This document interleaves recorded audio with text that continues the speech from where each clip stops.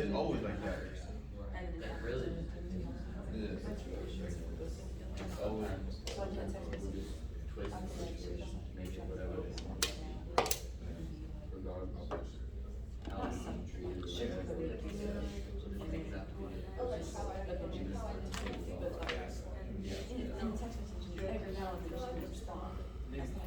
Always like when the road is.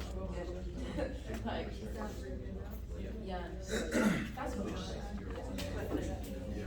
let me actually.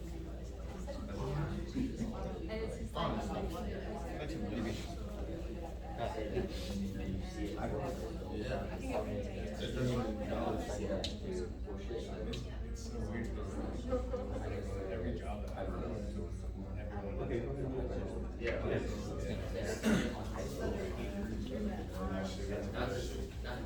All right, guys, like maybe 2 more minutes. If you don't get to number 4, that's fine. I'm not uninterested in number 4, but 1 through 3 are really the most important questions right now. the counter example. I thought there was like a fourth thing. No.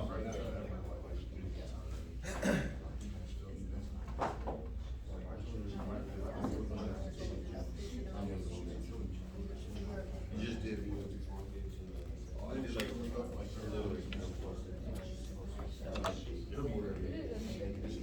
I really want to see that. I felt like there wasn't like a full Get you ready. You must have. Yeah, bro. I went down.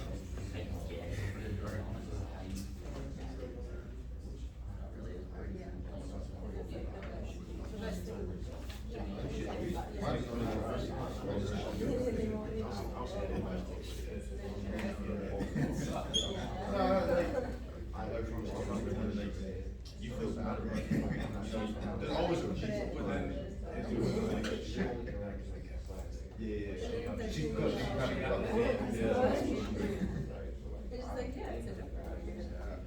I kind of did that. This is recently.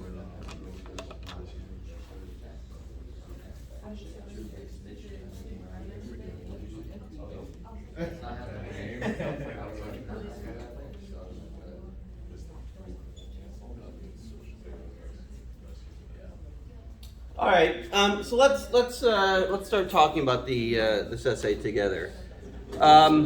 Okay, so what's the central question that Dular is asking? How would you articulate the question that she's trying to answer in this essay?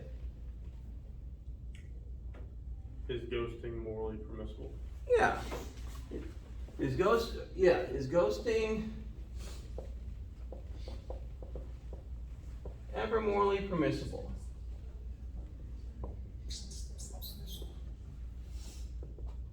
All right. Now, before we talk about the conclusion, where does she start? She starts with considering the position that what?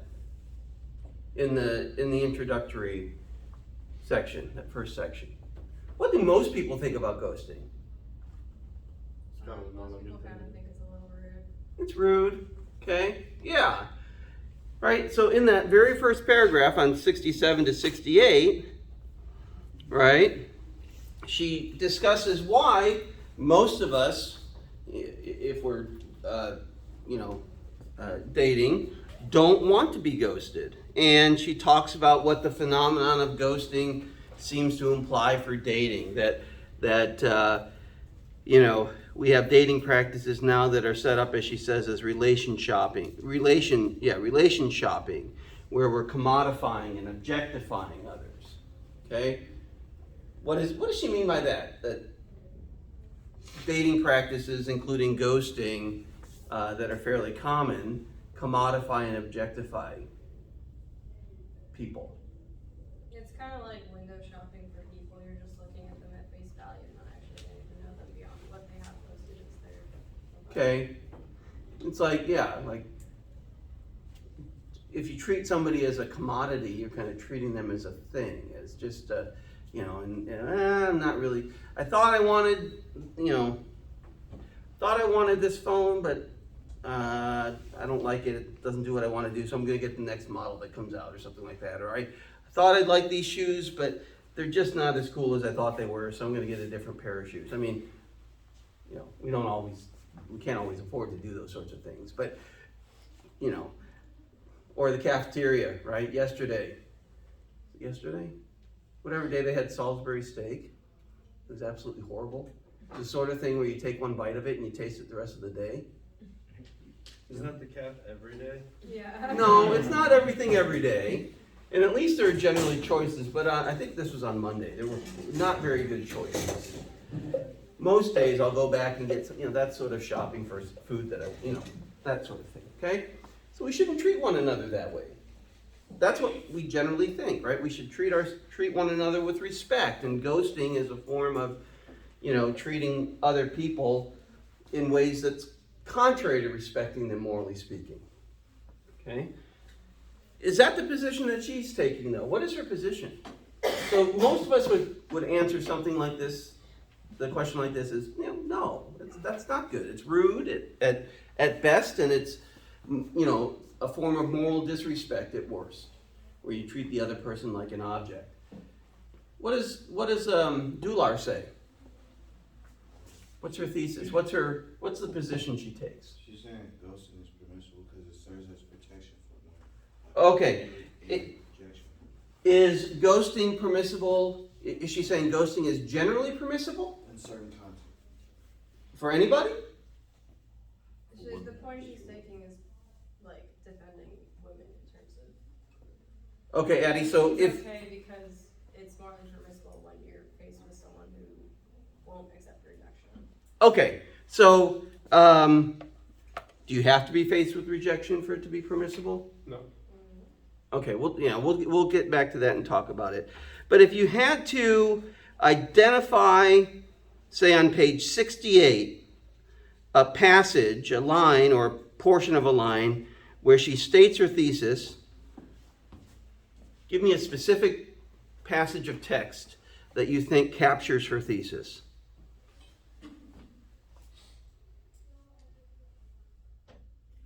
I can. Oh. No, go ahead. Oh, I was gonna say this is because I contend women's practices of ghosting are justified response to men's practices of misogyny within the context of heterosexual dating. Okay. You're good. You're in the right area. I would. She says because, right? So this is her reason, right? The position that she takes is what's in the sentence prior to that, right? In the middle of that paragraph, at the end of the first section, not section 1, I think she says section 0, doesn't she? I claim that it is permissible for women to ghost men. Okay? That's her position.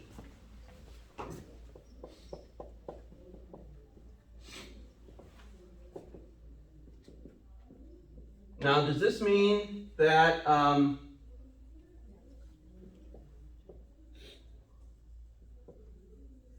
that it's never permissible for men to ghost women?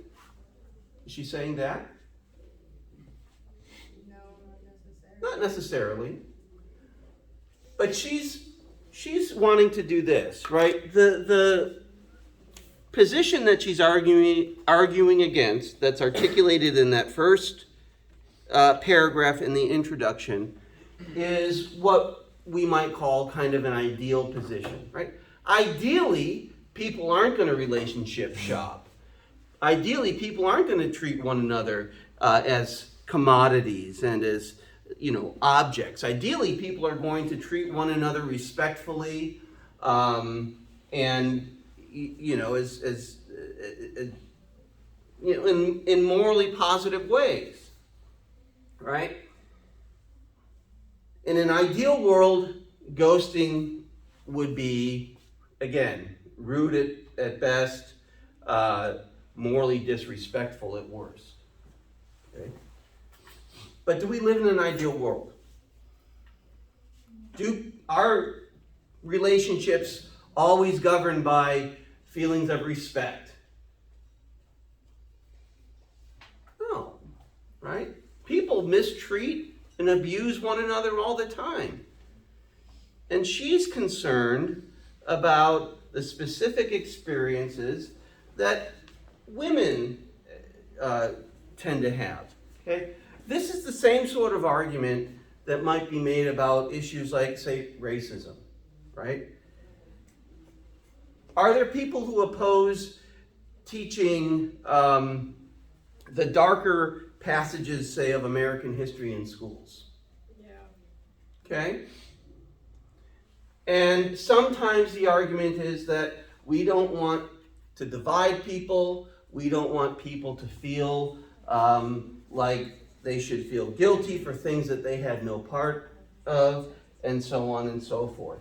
What's the argument in favor of, the positive argument in favor of teaching those darker passages of American history in school? We must learn from our past so we can be better in the future. Yeah, right? If we just act as if everybody in fact is treated equally, as if race or gender or sex hasn't been the basis for people being excluded and so on, and if we just act as if everybody's equal, right, that serves to perpetuate harmful practices, right? So we have to call out and recognize in the real world, not in an ideal world, that there are social identities, that there are social practices that shape who and how we are and how we relate to one another here and now. And if we want to get to a point where things are better, we have to recognize those histories and those phenomena, right? And so that's what she's saying here with regard to women, right? The particular experiences of women in the world as it actually exists makes it permissible for them to ghost men. Okay, so if we're going to put it in standard form, I'm going to erase this. If we're going to put it in standard form, I shouldn't have erased that. First thing we want is the conclusion, right? So we have that. We'll say morally permissible.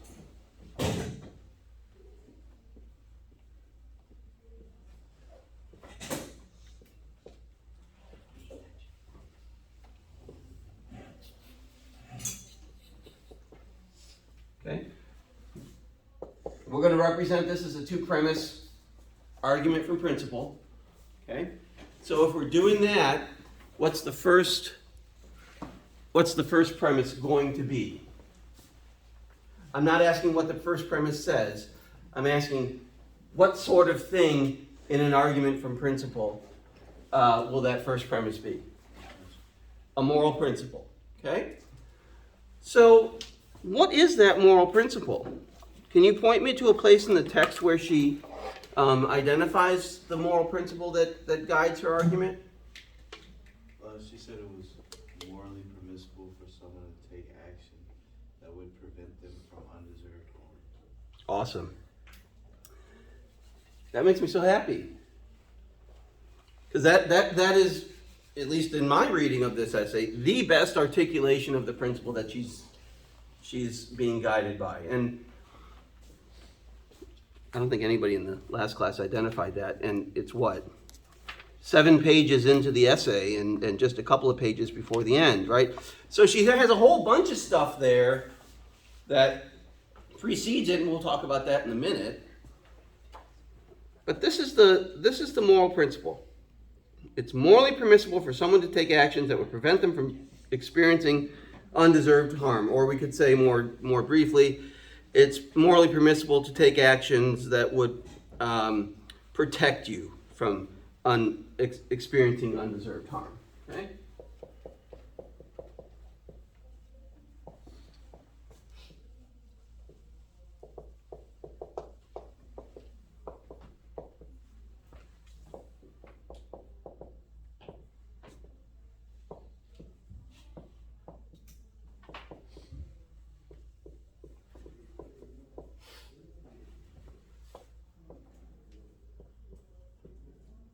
Now, one of the things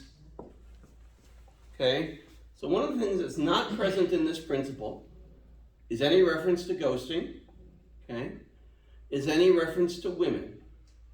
This is an appropriately general principle, right? We don't want there to be references to ghosting or